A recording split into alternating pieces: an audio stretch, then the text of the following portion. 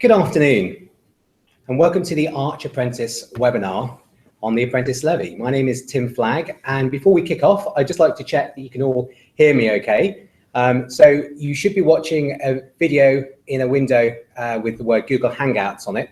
If you go to another window behind it, the one you originally came in on, the events page, that one should have a box for entering text. And if you go there, just let me know if there's any problems with your sound. Are we okay for sound? Great. Okay. So thank you everybody for joining us this afternoon. I'm joined by a panel of experts who will be sharing their perspectives and insights on the Apprenticeship Levy. We'll be going through, and I'll be introducing you to them properly in just a moment. And then after we've heard from our speakers, we'll be having a Q&A session to answer any questions that you might have about the Apprenticeship Levy and how that works and how it's relevant to your business and what you can start to do to prepare right now. The entire webinar will last about an hour. And just before I get going into the main section, I just wanted to do a couple of things with you. So a couple of points of housekeeping. We'll be sharing our screen from this end. We'll be showing you some slides as we move through. But don't worry, we can't see you. So if you're sat there, we can't see you. So don't think that we can hear or see anything. That's not a problem. If for whatever reason your connection drops out at your end, then please go back to the original link that we sent you. Just click on that link and you'll then be able to reload the page with the video on it. If you are using Twitter, you can follow the conversation there. The hashtag is Apprenticeship Levy. And at Arch Apprentices. We'd be grateful if you could share there as well. So I'm delighted to be joined by a panel of experts who will be sharing their experiences of setting up apprenticeships, hiring apprentices and training apprentices. We're joined by Ben Rowland, the Managing Director of BC Accelerate, Ailsa Gerard, the Regional Director at Agilicis, John Pritchard, the Director of Learning and Development at Arch, and Donia Soni from the Tech Partnership. From Tech UK, beg pardon. And then that's the format for today. We'll be going through each of our speakers in turn, and at the end we'll be having a Q&A when you'll be able to ask questions to our panel. So before we hear our first speaker, I'd just like to invite Donia to say a few words about Tech UK. Sure, yeah. So I'm Donia. I'm the Program Manager for Skills, Talent and Diversity at Tech UK. Tech UK is an industry body representing the voice of the tech sector here in the UK. We've got about 900 members that collectively employ more than 800,000 people, which accounts for about half of the tech sector jobs in the UK. These companies range from FTSE 100 companies all the way to startups, so we've got a huge range of members. But for our members, the digital skills gap is one of the most urgent challenges that they face when it comes to recruiting and accessing the talent they need. So they especially face problems in areas such as big data, cybersecurity, software development, programming, and it's something that tech companies feel all across the UK. So Tech UK has a dedicated skills and talent development program, which addresses the skills shortages that many of our members face. And we have a dedicated forum for our members to explore and promote initiatives and policy which address the lack of talent in the UK tech sector, which is our Skills, Talent and Migration Group. As part of the Skills, Talent, Migration Group, one of the policy areas that we address is the Apprenticeship Levy, which is a huge problem for some of our members in terms of not understanding how to address it and how to get the most out of the levy. So which is why that we've teamed up with Arch Apprentices as well as Tech UK member Agilicis to help put together this webinar to help show you how to get the best out of the Apprenticeship Levy, how to better understand it if you're having some issues with figuring out how it will work for your organization, and hopefully you'll better understand the impact of the levy after the session, as well as you'll have an opportunity to ask questions with our expert panel, which is sitting across from me. And yeah, that's it for me, and hope everyone enjoys it. Thanks very much, Donia. So now I'd like to introduce our first speaker, Ben Rowland. And Ben is the Managing Director of BC Accelerate, but is also the co-founder of Arch. Ben joined the Blaine Chalcott Group to set up Arch at the beginning of 2012, and he's over 15 years experience building organisations and initiatives that address social and economic challenges. He began his career helping government organisations to understand the effectiveness of regeneration and labour market programmes, and Ben then co-founded and ran RSE Consulting, a specialist firm helping councils to improve how they work for the benefit of their residents. So Ben, I'd like to pass over to you now and hear a bit more about your perspective on the Apprenticeship Levy. Thank you, Tim. If you can move on to our first slide, I just want to say a little bit about Arch, if I may. Arch is coming up to 4 years old and began life as the in-house apprenticeship programme for the Blenheim Chalcott Group, a group of 20 or so fast growth tech businesses based mainly in Hammersmith, but also across the UK. And as Donia was alluding to, we faced the same challenges that lots of people are facing around digital and tech skills, which is that we couldn't really find them at a price we could afford and in a way that we wanted. So we had some very good experience from one of our businesses, actually Agilicis, who a few managers under their own initiative had gone and hired apprentices, and soon the stories started coming back about how valuable these young employees were. And so we thought, well, look, we can see if we can build a program ourselves to solve our skills gap. And we also thought, well, if we're experiencing this, then other people might be as well. Maybe what we can do can be turned into something that we can offer out to others. And that's what we've found has happened. So when we first started doing our apprenticeships, there wasn't an apprenticeship in digital marketing. There was in shipbuilding, there was in hairdressing, but not digital marketing. So we got some support from government to develop that apprenticeship framework. And we've been delivering that and other tech apprenticeships ever since. And in fact, last month we started our 1000th apprenticeship. Easy for me to say, just. And with a range of organisations as well. So some really big players, also Tech UK members, people like Google, Facebook, Barclays, but also charities. A very small number of government bodies, but a growing number, particularly of local authorities in conjunction with Agilicis. But a good range of companies from across the economy. So that's been going pretty well. We've also launched very recently a graduate programme designed to fast track and accelerate graduates from a range of degrees into digital and tech professions. And of course, given what we've learned over the years, we think we've got something to offer employers about helping them to manage the levy. And you'll see from the slide, we were very pleased that in March this year we weren't pleased to be inspected by Ofsted, but we were pleased with the result, which is that we were judged outstanding in all areas. We think the youngest organisation ever to have achieved that. So we're pleased with that, but see that very much as just the start. So that's Arch. That's how we know what we know. John is one of my senior colleagues at Arch. So a little bit about the Apprenticeship Levy. Here's what we do know. There's some stuff that we don't know, and we hope we will find out more when the government issues its next big communication on this sometime in June. We don't know when in June, but sometime in June, so not far off. So here's what we do definitely know, but please ask questions by email if you want to know more about any of these in particular. So this time next year, we'll be almost 2 months into it. April 2017 is when it starts. 0.5% of UK payroll. I'm sure you know lots of this stuff, with the first £3 million excluded. So it's only companies who have a payroll of over £3 million a year that will be paying this. We know it's going to be calculated and paid monthly via your PAYE system, and the money will go via the Treasury into an account with your name on it as an employer, into managed by the Digital Apprenticeship Service, which is an online platform that's currently being built, and everyone is crossing their fingers and looking on anxiously, hoping that it will deliver the key things it needs to on time. The idea is then that employers will be able to use what's in their pot, their levy pot, on approved apprenticeship training, which means an approved training provider for an approved framework or standard. John will talk in a minute about frameworks and standards, but it has to be official apprenticeship training as deemed official by the Skills Funding Agency. There will be a use it or lose it element here, initially 18 months. So if in October 2018 you haven't spent the money that you paid in April 2017, then you'll lose that, and the government will take that and allocate it to other employers to spend to top up their apprenticeship training. Important to note, this is an English system. There will be the money that will go into your pot will be in proportion to the number of your employees who live inside England. So for most companies it won't affect them, but for those at the borders with Scotland and Wales, and who have sites in Northern Ireland, if you have a third of your employees in Scotland, for example, then a third of your levy will go straight into the Scottish Government's hands to be spent through their training system. It'll only be 2/3 that's left in your digital apprenticeship service account.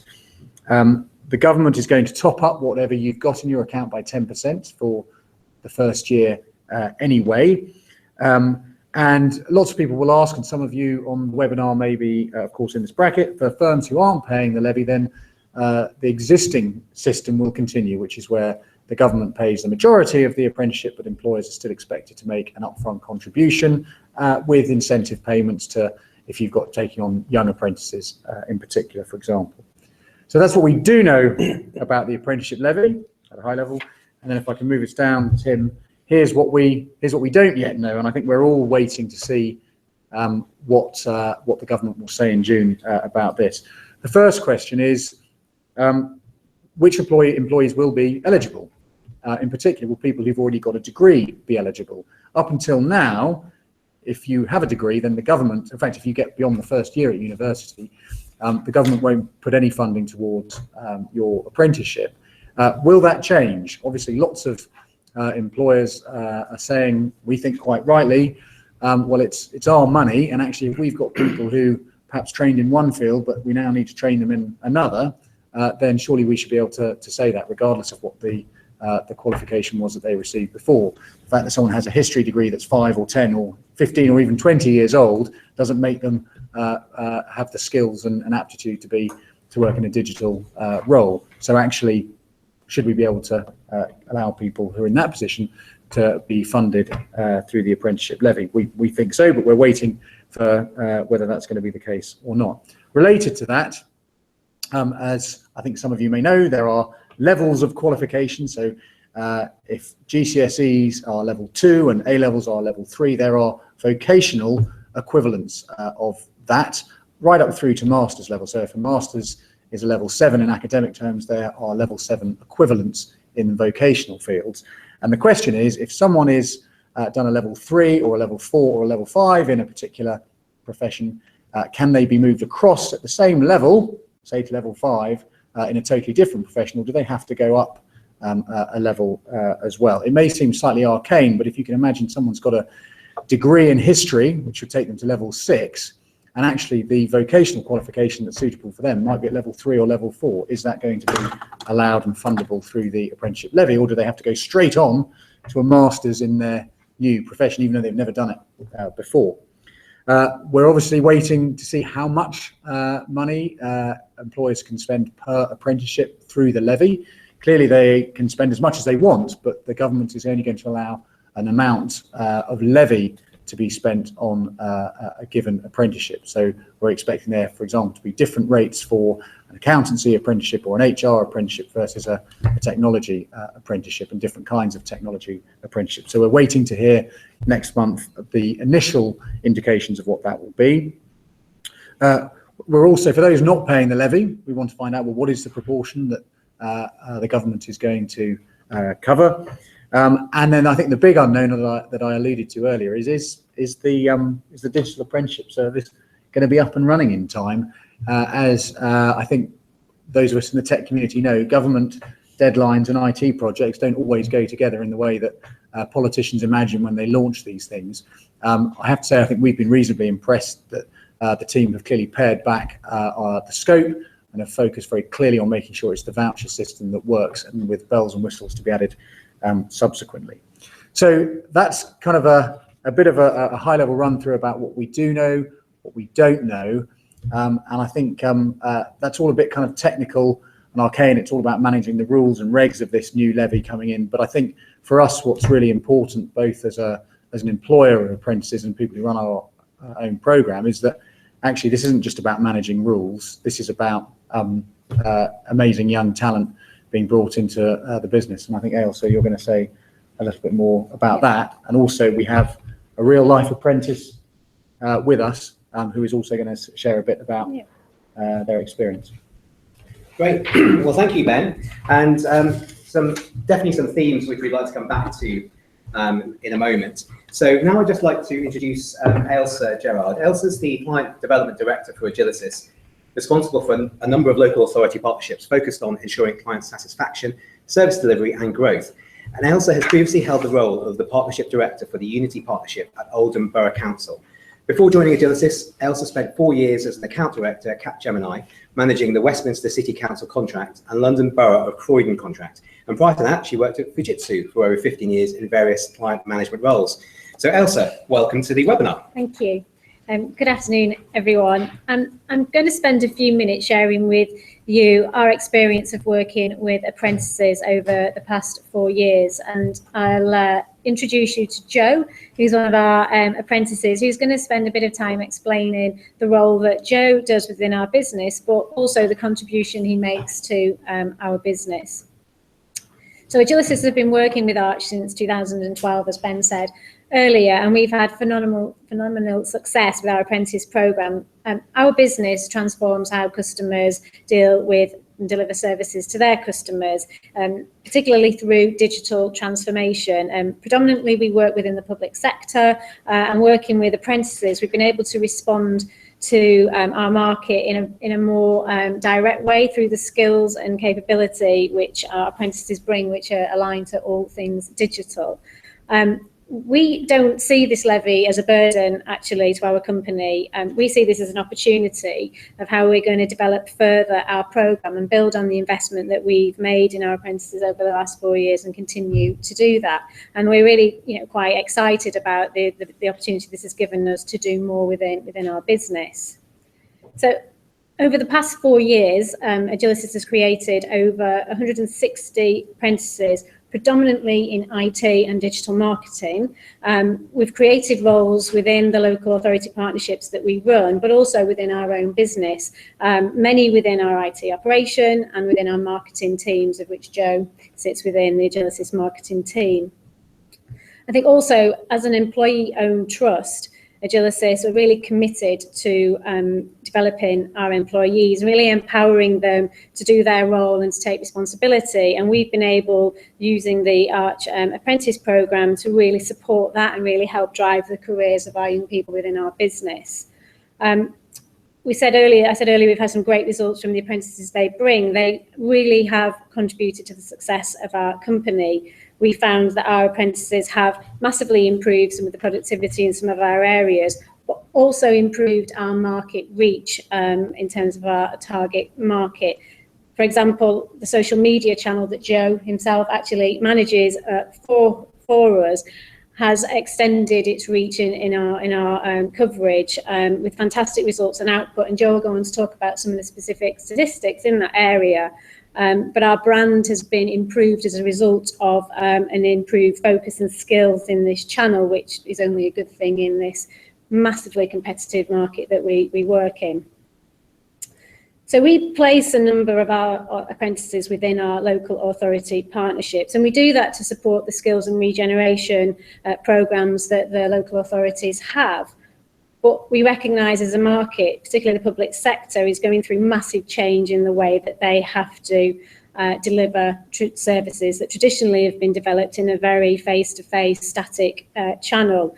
And therefore, they now need to accelerate quicker their transformation programmes to be much more digital and with their channel and solution. And our apprentices have the relevance and the skills that we've been able to bring in to support that change. For example, within one of our partnerships, we are deploying new mobile technology to change the way that social workers interact with citizens within their homes. And our apprentice in that partnership has been instrumental to designing the way that the solution works, to designing the way that we will train the social workers, but also in terms of how they will be supported once they're in their role. And therefore, that's meant the technology has been more easily adopted. We've been able to spend more time understanding the usability challenge that the users would have, because we've had apprentices in there who actually are just used to working like this. Pace of change and the acceptance of that programme has happened a lot quicker than we would have traditionally experienced. So, we've again been able to really positively make a difference into the way that council works with its end users. So I'm going to introduce Joe, who is our apprenticeship working within our marketing team. And Joe's going to just spend a few minutes explaining his role and the contribution that he makes to our business. Thank you. I agree with a lot of what you said there. So I came to the team with skills that the team didn't have previously, and it's sort of the way I communicate with friends on a day-to-day basis. it's the way the world has worked. So when I grew up as a teenager, I'd be online, I'd be on social media, and that's the way I'd talk to people, network with people. And so to be specific, when I arrived at LinkedIn, we had about 7,000 followers, 7,600. And today it's nearly 10,000. And that's been part of my effort, part of my team's effort to grow that community. And the same with Twitter too. That's at around 700 followers when I started. And that's now 1,600. So it's 130% growth. And it's really just natural sort of skills that I brought to contribute to that. So yeah, and I tweet about 10 to 15 times a day in my day-to-day. We tweet about sort of relevant, engaging content that our target market wants to hear, and especially on LinkedIn is where a lot of our target market sits. They go on LinkedIn, they log on, and they look at our posts and like our posts and share our posts, and that's part of my job really day to day. And we're looking at paid social media stuff now, which is a lot more interesting, sort of reaching lots of our audience that way as well, forcing our way onto their feeds through paid work. About me is I have video editing skills as well, and animation skills that I've honed personal YouTube channels, and I've been able to bring that to Agilicis and really work on animations, work on videos with the team. They didn't already have this capability in-house, and it's been great. I've had good feedback on a lot of my work, especially sort of things like infographics and taking quotes from content that might have not already been there and turning it into something beautiful. I'd like to use the word. Also, for me, developing professional skills in the office, email etiquette, developing the way I talk to people has been massive for me, so key for working in any job. So I recommend it to friends. I recommend it to when my brother grows up, he's gonna be an apprentice, whatever he wants to do really. It's definitely important thing. Also putting forward valid suggestions. So I might have experience in something and been able to put forward a suggestion, what it requires to put forward that suggestion and for it to be considered. Raising points about things from my experience from growing up in a digital world nowadays.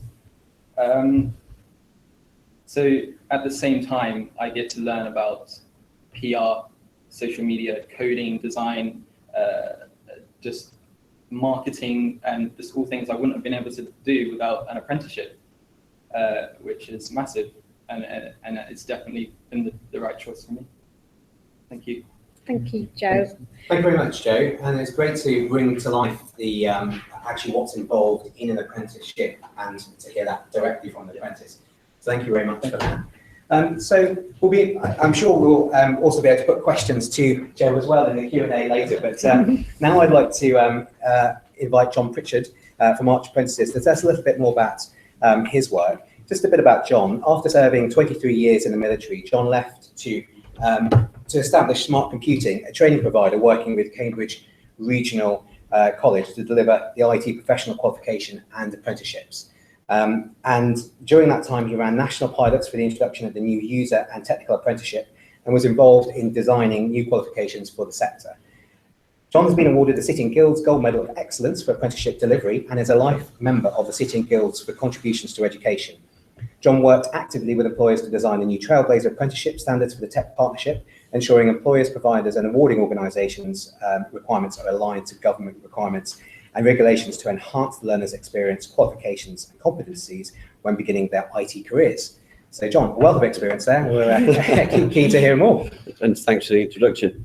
I think it's probably pertinent to start with the fact that over the years, everybody's been used to using the frameworks, and that there were three main frameworks that we were working on. And based on the Richard review that took place, it was deemed that those frameworks should be changed to job occupations, and consequently, the standards that everybody is known as the Trailblazers have been produced. Currently, and I think that the slides, I don't know if they can see the slide, Tim. Currently, the there are a number of standards that have been completed by a range of employers. There is a group of employers that's set up and works with the Tech Partnership to create these standards. But in terms of putting the standards together, then there is a separate working group where smaller SME, large providers come together, non-IT and IT companies, to give the flexibility across all sectors. And as we know, digital is now part of every sector, every job role, and therefore becomes more important. And I think that the standards, although everybody is aware these standards are ready for delivery, which is the term used, actually they're not fully completed. What that means is they've been through a process by employers. The employers have sent that off to BIS. BIS have deemed that a fit standard, and it is live. What it doesn't explain is that sat behind that is a whole host of work still to be completed by providers, by awarding organisations, assessment organisations, to bring forward the knowledge elements, the endpoint assessment, the independent assessment, and the actual delivery of that. So I think, although there are a number of standards that everybody is aware of, and there is a whole host of standards with expressions of interest in to be completed, if you just look at the first two standards that were live, which is software developer and network engineer at level 4, they have been being developed for nearly 2 years now, or over 2 years, in October last year. So 3 years when we come to this October, and we still don't have an endpoint assessment written for either of those standards.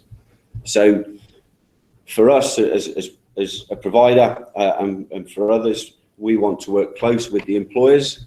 We want to take some of the length of time that it takes to process these and bring them to market forward a lot quicker based on the levy coming in. You will all want the return on investment of your money. And so if we can work together in a more collaborative manner, then obviously we can get that brought to fruition quicker and a higher range of standards available that you can choose and select from. And as has been mentioned already, those standards are made flexible now, and it is for the employers to choose what they would like to be delivered, not to be dictated to anymore, which adds even more confusion into the knowledge that you require to select, or the provider you work with to assist you to select the best content and the best delivery to do that. So although we have those standards, there is a process still that needs to be followed. That process for every new standard to be developed means that a group of a minimum of 10 employers need to come together. An expression of interest needs to be launched and put forward to BIS. From that, and BIS will agree whether that standard can be developed, and that is with joined by you joining a current employer group that exists. And so the Tech Partnership has one. We've already mentioned that there's another group that is formed, but there are several groups now realizing that these standards need to be developed very quickly. So it doesn't mean you may need to create your own group. You could join one of the existing groups, and we're happy to support you in that role. But that expression of interest needs to go forward.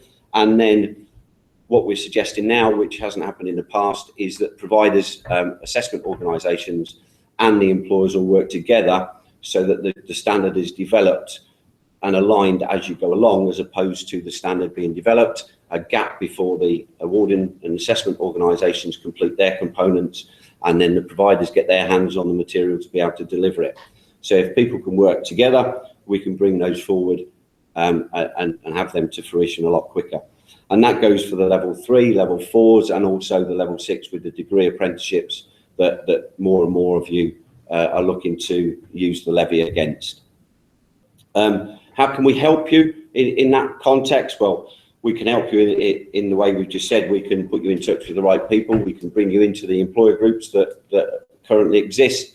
And ultimately, we can look at your skills gaps in the companies where you need those skills. Do they currently fit into a standard that exists, or is there a new one that needs to be developed?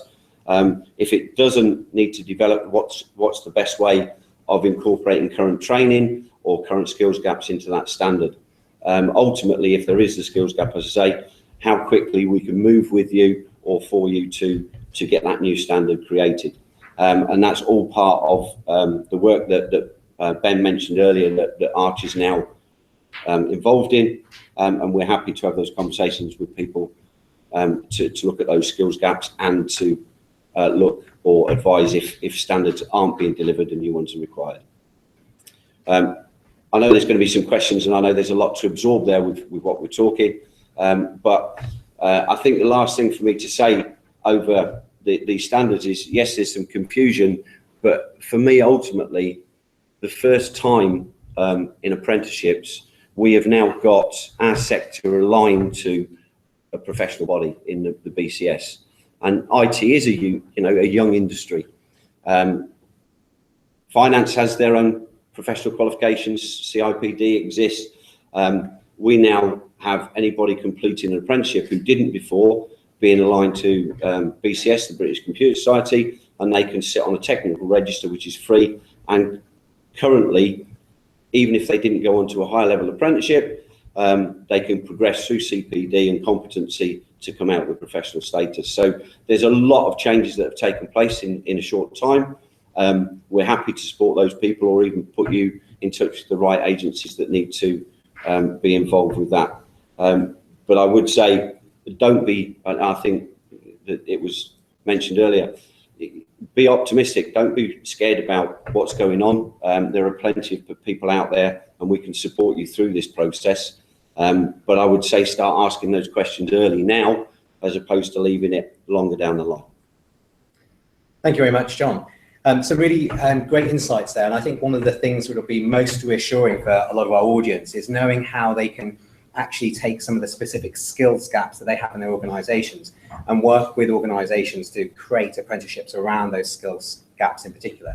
So I'm sure we'll be coming back to that in the question and answer session later. Just on that point, I'd like to suggest to everybody who's listening, we're going to be coming back for questions and answers in a moment. So please do start to think about what questions you'd like to put to our panel. But just now, I'd like to invite Ben Rowland back to maybe just wrap up some of the themes that we've been discussing and to share a few more sort of thoughts about maybe how Arch can help us with this. So back over to you, Ben. Thank you. There's I think the way we see it, there are probably 10 things, 10 steps we've boiled it down to make the most of this levy, which Tim has pulled up for us now. So the first thing, if you've not already done it, or you're working with people and they haven't already done it, is of course to work out how much the levy is likely to be. I think there is then a very real question. Step 2 is, what do you want to do with this levy? Do you want to use it for apprenticeship training, or actually do you want to just let it go as an additional addition to corporation tax? Do you want to use it, or do you want to write it off? I think it is important to get that proper full buy-in from the whole organisation that this is something that they really want to do, because of course it's not just the use of the levy, it's the employment of apprentices who are being trained through the levy, it's the line management, the other investment that's required as well. So once you've decided, let's assume that you do want to use your levy, there is a question about whether you want to become yourself an approved training provider. That option is open to you, and the government is inviting that in. It's a journey that we've been on over the last couple of years, and it's definitely not easy to do that. But of course, if you are your own approved training provider, then you are able to manage this stuff for yourself. If you, regardless of whether you're deciding to become a provider or not, I would really recommend, and this is probably the thing we didn't do enough of, is find some people who can guide you through that process, whether it's someone else who's done it already, a training provider, a local college, someone who can just advise you through what is frankly a bit of a minefield in terms of rules and regulations on this. You'll find your way through, but it would really help to have someone on hand to help guide you through that. Once you've done that, our strong recommendation to people is to get going now. If you think there are apprenticeship programs that you might want to do under the levy, or if you've never invested in apprenticeships before, get going now while the government subsidy is still as significant as it is, in small pilots in different areas of the business, in order that you get some first-hand experience of what it's like for your organisation. If you wait until April the 1st before taking on your first apprentices, then it's going to be a really high stakes moment when those first apprentices arrive. You'll learn lots of lessons, you'll discover loads of pitfalls, but at least it won't be your levy that will be paying to learn that. The next thing to do, number 6 on my list, is all the stuff that John was talking about around the apprenticeship standards and working out whether the skills gaps that you have, or the skills aspirations that you have, how well they map to existing apprenticeship standards, and indeed the frameworks, which will still be in use for a year or two yet. But actually, is there work to be done? If you've got a whole set of, a bunch of skills that you need investment in, and there's no apprenticeship standard, then it is time to investigate how you will develop the standards that might deliver that for you. Next up, having done that, is work out what year 1 is going to look like. Remember, of course, that subject to that announcement about whether graduates will be fundable through the levy or not, work out whether there are any existing employees who might benefit from being put onto a structured apprenticeship programme. Perhaps look at your current graduate programme, again, if the graduates are eligible. Those are all the kind of things where you can take existing training and skills. If you can map it to an apprenticeship standard, then you can use the levy to pay for that training. But I would suggest, looking at year 1, is make sure you're looking actually more than just the first year out. Look into years 2 and 3 and see where actually there might be opportunities for progression. So people do one role and study for one apprenticeship in their first year, but may move up within the organisation, supported by the training that an apprenticeship can bring. Having done that planning, you then need to, if you're decided not to become your own training provider, and I think even if you do, it's going to take you longer than a year to get to that position. So you will need to find training provider or training providers to work with, and you need to take your requirements that you've developed through those previous steps and work with them to map that out and how it's really going to happen. We would suggest that you don't just get the first training provider who walks across the threshold, but you actually go out and actively seek training providers who've got a good reputation, who are going to deliver what you need. And then, having done all that, the easy matter of launching and getting going, and hopefully hiring lots of people like Joe to get lots of the benefits of the kind that Ailsa has been talking about. So I think if I could bottle the last 4 years into 10 steps, that's about as close as I can get to doing that our experience of setting up an apprenticeship programme. I guess we're over to questions, are we, Tim? Yeah, that's great. Well, thank you very much, Ben. It's been great to hear some action steps that people can take away right now and start to think about what they can do. I suppose the critical thing here is really that the levy is coming in next year, but what can we do between now and then? How can we use that time, as you mentioned, when there is that great subsidy in place, to really be able to get the most of it, piloting things before things kick off properly? So I mentioned before that it would be great if you, the audience, could come up with some questions, and now it is over to you. So let me talk you through the process. On the top of your screen, up somewhere around, I can't point to it, but at the top there, you should see a little icon with 9 squares in it. If you click on that, you'll see that there is then on the left an icon for Q&A, and that should then activate the Q&A box. So we're going to go to Q&A in just a moment, and that will then allow you to ask questions. There should be a green box at the bottom where you'll be able to ask questions, and then we will put those to the audience. So I'm just going to keep talking for a minute whilst you start thinking about what those questions are. I would definitely like to thank all of our expert panelists for their insights. Plenty more still to come, I'm sure. Thanks also to Tech UK. And hopefully now we've got some questions coming in. So let me just see what questions we've got. If I'm leaning forward and squinting at the screen, it's because it's coming in very small type at the front there. So, okay. Oh, and I've just been handed some questions there as well. Thank you for those. So the first question there is, will we receive exactly the same value back in apprenticeship training that we put in? So I think if I'm getting the question correctly there, that what's being asked is, we'll be contributing through the levy, will we get back the same amount of value.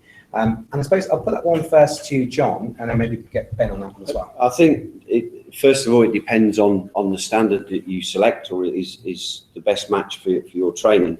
Each standard is put into a different cap or funding band, which Ben was referring to earlier, and that's one of the things we're waiting to come out in June.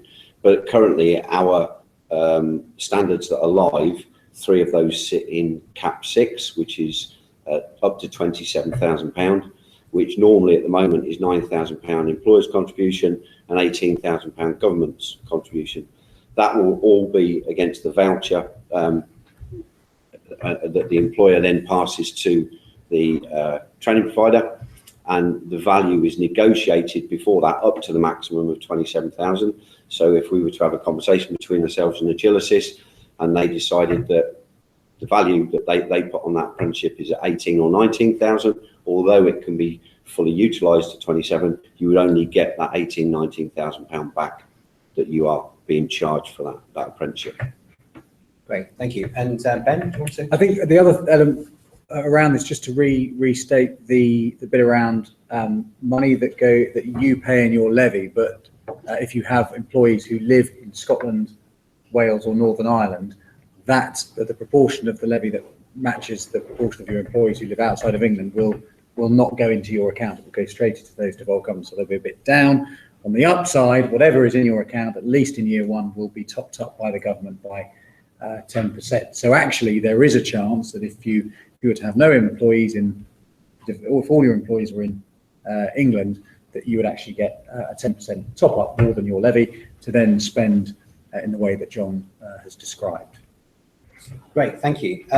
And just looking at some of the other questions that have come in, also note that some people have had problems with the Google Q&A box. Apologies if you're having problems with it, but also possibly try Twitter, and we might be able to get questions in that way as well. So that's at Arch Apprentices, hashtag Apprenticeship Levy, and we'll maybe try and get questions in that way. But we are getting some questions in from those of you who can access it. One question which I might bring in Joe here as well in a minute. Someone has asked, how is it beneficial to take on an apprentice this year? What will the apprentice themselves be able to learn before we actually start the apprentice levy? So maybe I'll bring in John on that one first, and then maybe Elsa and then Joe as well. I think, again, as long as the appropriate framework is selected and the training is mapped to the job role that apprentice is doing, and it is a real job role, then the apprentice will get maximum value out of it as long as the employer is investing that amount of time back into it. And going forward, I think the biggest thing that will change and drive that is the employers are knowing they're paying a contribution now, and therefore they are paying money in. They need to get their investment for money. So there will be a bigger time from some of the employers as that there currently is now. But the biggest fundamental difference between the frameworks now and the new standard is that it is real work in the new standards, and that it's not a scenario made up or completing, as people refer to, a tick box exercise. This is real work that the apprentice and the employer see value of. It's increased productivity for the business and for the individual for their learning. And I think that combined shows the difference from where the frameworks are to where we're moving to with these standards. And then secondly, for career progression for those individuals, for an apprentice, they're now tied into professional qualifications as well. So we mentioned BCS as the professional body, but you can do professional vendor certificates, so Microsoft, CompTIA, Cisco, if you're specialist in Juniper, Oracle, Linux, whichever. And I think that is very key to some of the employers, but for the progression for the individuals as well. Great, thank you. And Ben, do you want to come in on that? Well, what I was going to say was I think that the standards are going to be a big step forward, but for this year, which I think the question was about, is actually it will be still the kind of frameworks kind of which Joe is doing at the moment. So there's a kind of, yes, the ones in a year's time will be, we think, a big step forward. The standards will be a big step forward, but there's still massive value to be got out of it. I don't know whether you guys want to chip in on. I think one thing we've learned a lot over the 4 years that we've been doing it, and my personal experience of working with apprentices, is making sure, as you were saying earlier, that we really understand the skills requirement. What's the gap in our business that we need to have the apprentice to do a really fulfilling, contributing role that they can tangibly see, you know, an output to that makes a difference in our business. So, you know, we've spent a lot of time working with managers so that we get that right, because then it's a win for everybody. And I think the framework gives you that, and making sure at the moment that the role that the apprentice is doing matches the requirement on their framework, but as going on to the standards, yeah, it just gives us an opportunity to think a bit differently about that. I think the point around the qualifications is important as well. So 95-96% of our apprentices stay on and go on to, you know, a further career within our business. And I think, you know, having that foundation and the skills enables them then to create, to work in a role where they're working alongside like-minded, qualified people. They've just come in at a different entry route within the business. So I think moving forward into the new approach, that gives even more credibility around the qualification side of the apprentice too. Thanks, Elsa. I wanted to bring Joe in here as well. We've been talking about this very much from the employer perspective, but now from your perspective, how has your generation, how have your peers seen the apprenticeship, the perception of the apprenticeship change? And are people talking about this new apprenticeship levy? Well, yes, I've been able to positively talk to my friends about it now, and I've been able to convince a few of them to actually take an apprenticeship. And this is a role that I see myself in the future via a more traditional university anyway. So it's great for me to be able to do it now at a younger age, and contributing to my team, being able to sort of be a part of the culture and be a part of the company, and starting this early is just like, it's fantastic for me. Great. Yeah. Well, thank you very much for the perspective there. We've got a couple of questions coming in. So one question from Zishan is, do you think that as employers start to contribute to the levy, this will start to replace their internal L&D training? So people start to replace that with apprenticeship programs. Maybe Ben first? Yeah, I think that lots of people are getting very excited about the fact that they'll move all their training across and map it to a standard, an apprenticeship standard, and the levy or other L&D budgets will go by the wayside as everything is now an apprenticeship. I think there'll be an element of that. I think some of that will happen, particularly for early years training programs, where it feels much more natural and intuitive to say, actually, yes, this is kind of like an apprenticeship.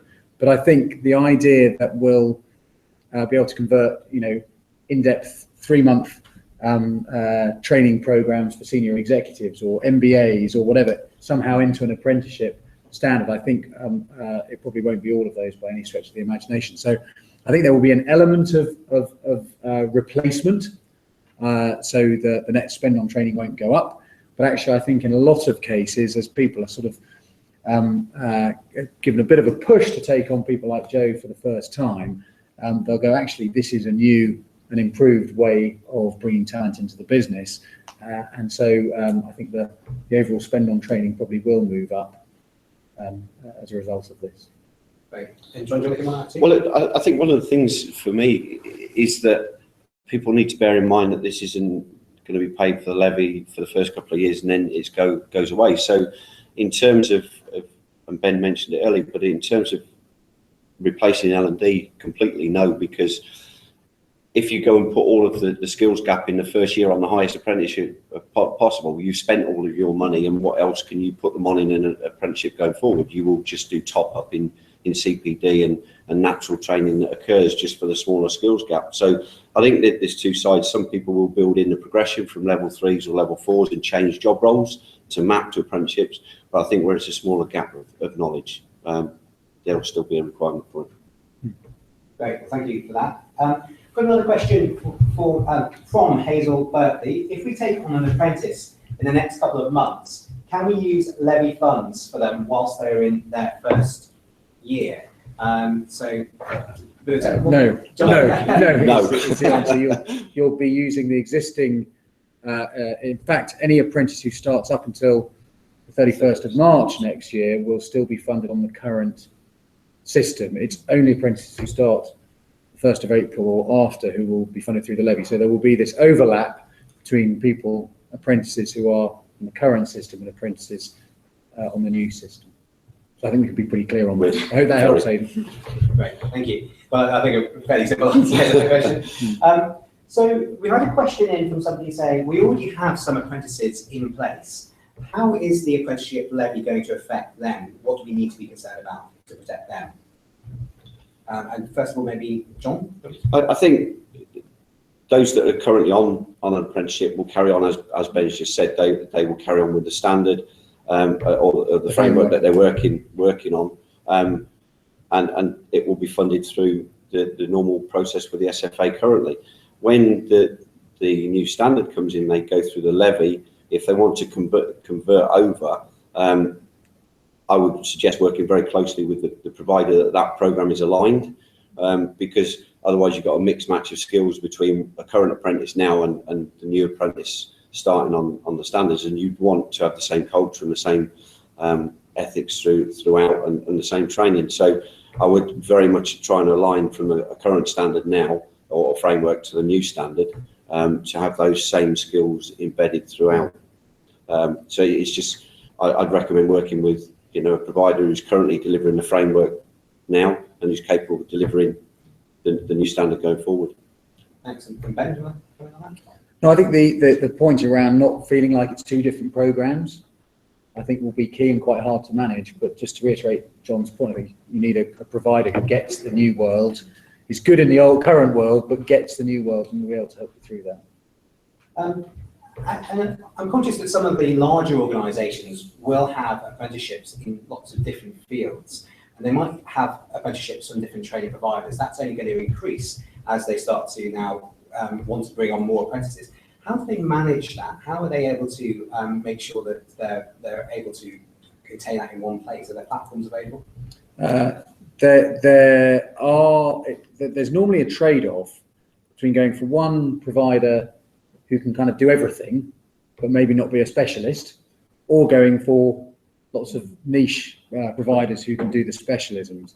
That's just almost a matter of taste as to the appetite that the employer has for managing providers. But I think it's certainly the case that managing lots of separate suppliers is a bit of an overhead and a bit of a headache, and different ways of doing things and different expectations and so on from one provider to another. But then going for one of the big generic providers, people have certainly told us that carries a downside as well, which is that actually they may not be into your niche or specialism as much as they need to be. So if you're a large member of Tech UK, for example, and you have a whole bunch of IT apprentices, but you also want some marketing apprentices and you want some HR and finance apprentices, I think the question is a good one, is what do you do to get both the best of both worlds, really?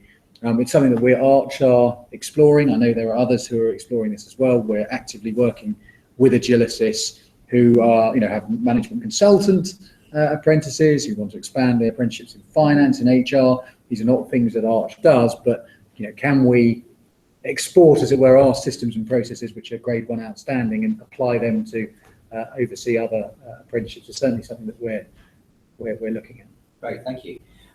Wanted to bring a question in about skill set. There's been a question, what if there are not any apprentices for the type of work or skill set that I require in my business? And maybe bringing in Donia first on this. From Tech UK's perspective, what are the common themes that you see when you look at the digital skills gap that organisations, your members, require? So they are the advanced digital skills that our members face most prominently. So the things that require a lot of tech training, such as software development, data analysis, cybersecurity, and these are kind of big ones that some of our members fear that won't be able to be brought in by apprenticeship specifically. So that's why we're trying to work with our members to understand where the digital skills gaps are within their organization and how they can fill those digital skills gaps, whether it be through apprentices, graduate programs, or even reskilling later on in life. So it is those high-level digital skills that are the main points of contention for our members. Thanks. And just on that same theme, Elsa, when you at Agilicis started looking for the first apprenticeships, how closely did the apprenticeships available match the specific digital skills gaps that you had? So I think, we've been doing this for 4 years, haven't we, Ben? And I think it's evolved as we've matured. And I think we're now at the point where, we have got a really slick program in terms of the skills versus the gap in the business and matching the framework. I think when we started that, we did have some challenges in terms of finding our way through that. But our business over the last 4 years has responded massively to the challenges of digital transformation, and therefore it's given us an opportunity to say, right, actually, let's really invest in the roles that we need around that, and particularly the role that Joe does. So I think I'd say we're there now, but at the start of the programme, I think there were some challenges in terms of having the actual role to match the framework. But yeah, I think we've certainly got over that. I mean, Ben, you've been involved for. Yeah, absolutely. Well, there's definitely some trial and error, and in our experience, actually, very rarely is there 100% fit between what's covered in either the framework at the moment or what will be, and I imagine will be the same with standards and the roles and skills that are required. And it's kind of getting comfortable with what level of disparate, where there isn't a match. Is that okay? Or figuring out when to create a new standard. And that's the key thing: is figuring out when to create a new standard. Is it when it's only when 10% isn't right? That's probably an overlap you can live with. But if it's 40% not right, then actually that's when possibly investing in a new standard makes sense. I think it's also worth noting that these standards are the minimum standard, and so they've been designed so that you can incorporate small and large companies, non-IT and IT companies, and you can't write every possible outcome in a standard, because it would make it too difficult for some companies to fully match or complete the outcomes. So they're a minimum, and there will be a lot of companies that do over and above what is written in that standard specific to their organisation. And I think one of the big things that has come out from all of the employers that we've had the discussions with is how generic they want that to be. So there's transferable skills between the business and not specifically focusing on one set product. I'll mention CompTIA, but CompTIA have generic qualifications that go over, and that the employers see that as an alignment for that generic skills, because they want people to be able to transfer and show that development, and even in software development, not necessarily to be skilled just in one discipline. So they are a minimum standard, and people will want additionalities, and they will be above and beyond what's in that outcome. Great, thank you very much for answering that. Conscious we've only got a couple more minutes left. We've got 2 more questions. They're actually quite related. We've got a question from Andy Ware, who said, can an employer use the funds in their digital account to pay for training of apprentices employed by an apprenticeship training agency? Tongue twister there. And then a related one from Jake Elberfield, just a quick one. Can the levy pay for the apprentices' wages also? Or is there a pot for the provision of training? Or sorry, is this a pot for provision of training only? I suppose a relatively straightforward question, Ben. Shall I take the first one, and I might ask John to take. I'll take the second one. Sorry, and ask John to take the first one. So on the second one, again, it's fairly clear on this that the apprenticeship levy can only be used to fund the training. Can't be used to fund the wages. What we are waiting to see is whether the current set of incentives, which are in place at the moment, so there's either incentives for smaller employers or for employers who are taking on apprentices who are 18 or under, which currently exist, and for employers, for small employers who've never taken on an apprentice before, the age grant. We're waiting to find out exactly how those are going to be available going forward, whether they're going to be available for people paying the levy or not. So there is going to still be some bits and pieces in the system to support businesses which can be used for wages, but that levy, the money that those vouchers in the digital apprenticeship service account, can only be used to fund training. On the ATA question. Well, on the ATA, I'll do it as quickly as possible. In fact, if they are in a full paid job, it is a real job, whether they are being employed by the ATA or by an employer, as long as they are on a standard framework going forward, as long as they are in full-time employment, then they will be entitled to funding for the apprenticeship. Thanks very much. Well, now I'd like to wrap things up. So let me just come back onto the main screen. And I'd like to say that I hope you found the webinar this afternoon useful. Thank you so much to our expert speakers today.